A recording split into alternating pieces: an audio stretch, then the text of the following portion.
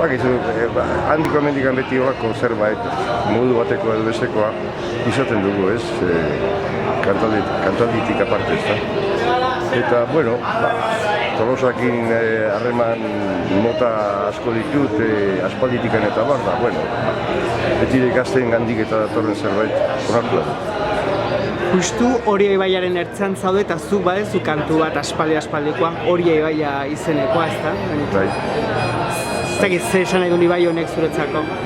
Bueno, esan nahi du ni Ibai honen ondoan jaio nintzela eta bizi ere bai, esan hori. Eta aro makur bat pasa genuen, pozoindu zutenean, herri joa du. Eta nik ezautu bainuen oso garden eta oso eder zen garaian ere ezautu bainuen. Eta pena ematen zuen egia esan zikikeri guzti gura ikusita, aparraiek, eta bar, eta bueno, ez dakiz zer horrexe atazitzaidan kantu hori pixka bat egitea, ez da. Tolosako Arraun Klubaren lokalean egingo duzue, Arraunare, beste lotura bat Tolosa eta hori artean, ez da? Bai, hori da beste nire grinetako bat, hori otarra izanik zaila da horti salbatzen. Esan netzako sorpresa izan da. Eta madarikatu hauek mukitu egin arte. Mukitu egin arte eta ez dakit, hain barnean ditu da, beti da nik lanak iziten zenbait gogoeta eta hitz. Bez horrekin egin duten moduan, korpatu egin dute eta bar. Eta, bueno, sorpresa bat zen, baina azegina da, eta eskerrik asko.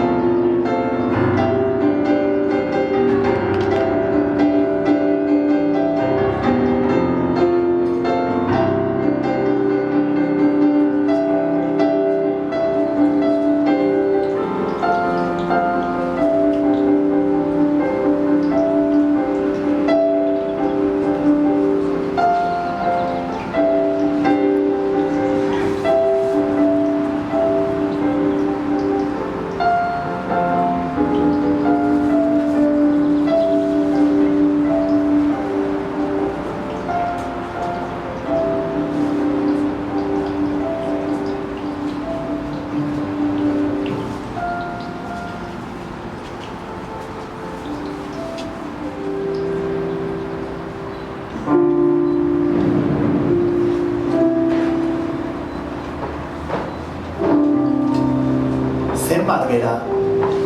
Lau, bat, hiru, bost, zazpi.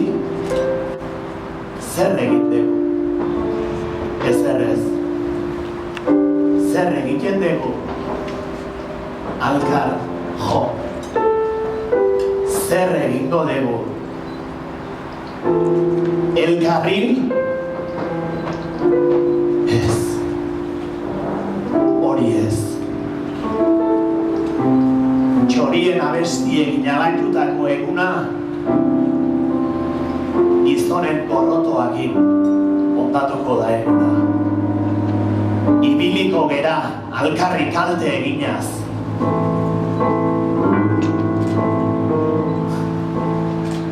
Gure herriko jakintxua, intelektuala, behin ere lurra ukitzen ez duna. Zure bultzaden zain dagoen herria, ez ote da aspertuko zuri begira.